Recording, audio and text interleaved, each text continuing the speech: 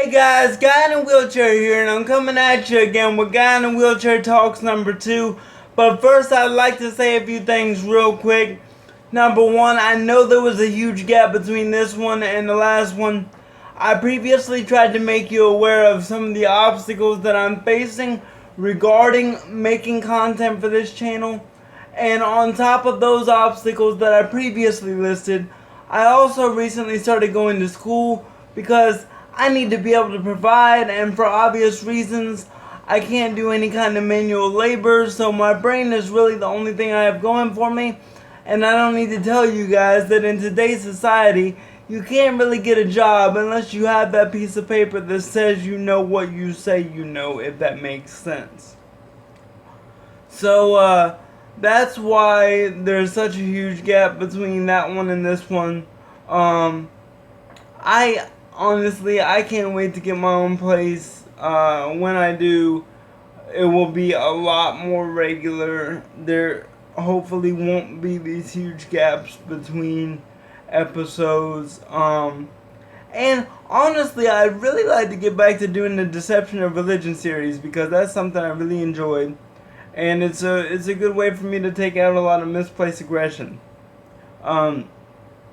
Also, I'd just like to say, I don't have a whole lot of time right now. I have a little bit of time. I have enough time to make a video for you guys. I miss making them. I hope you miss watching them. With that being said, I've gotten a lot of topics, and today I didn't really go in order. I just snatched the first one I saw in the interest of time.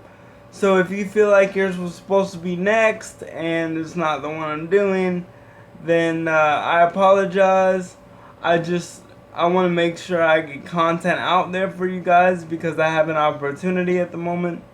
But rest assured, I do plan on hitting all the topics that I've been given. Just maybe not in the order they were received. At least not today. I also had to bring my old pal Smokey with me, and if you're wondering what this circle thing is, Miss Guy in a Wheelchair got this little heart smiley face I hook onto my cigarette. She's quirky like that. Anyway, let's get on with Guy in a Wheelchair Talks number 2.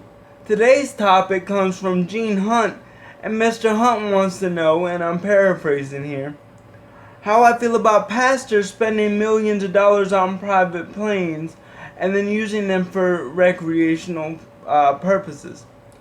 And first of all, I think any decent human being would say the same thing. It is absolutely disgusting.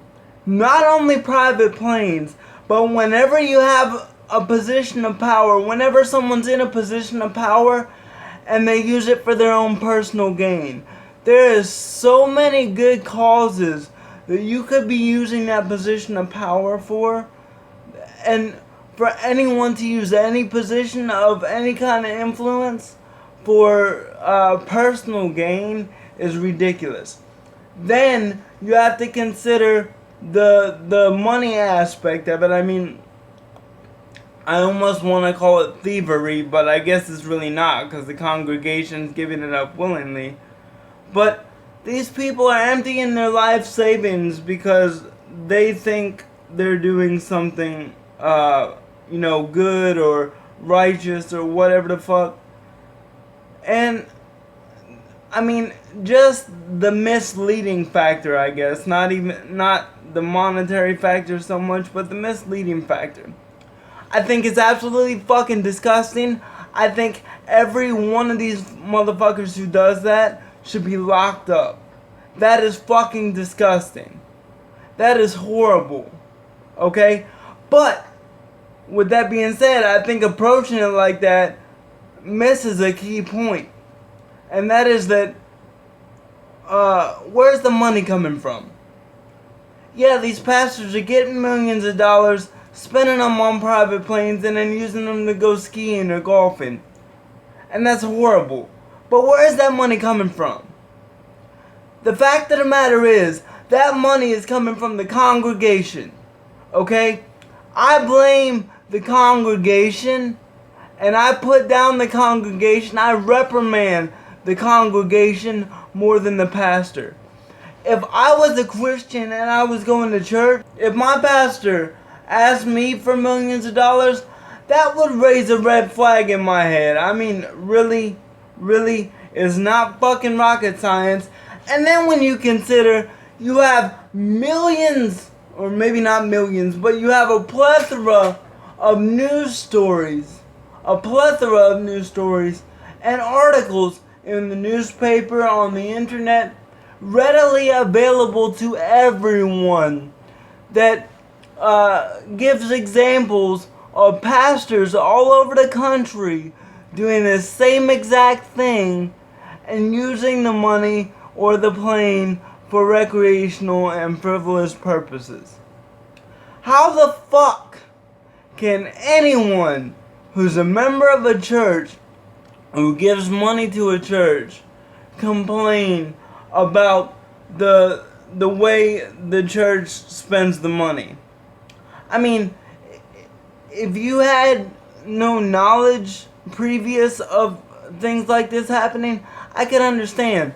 But the fact of the matter is, we've had knowledge of this for so many years, since before I was born, okay? And people still give the money, and they still complain about the way it was used.